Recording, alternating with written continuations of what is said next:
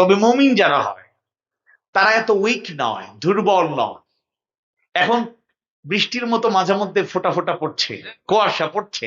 তা আমি আপনাদেরকে বলতে চাই, মুমিন যারা প্রকৃত মুমিন হতে চায়, ইমানদার হতে চায়, প্র্যাকটিসিং মুসলিম হতে চায়, ইন্নানি মিনাল মুসলিমিন ঘোষণা দেয় আমি মুসলমানের অন্তর্ভুক্ত।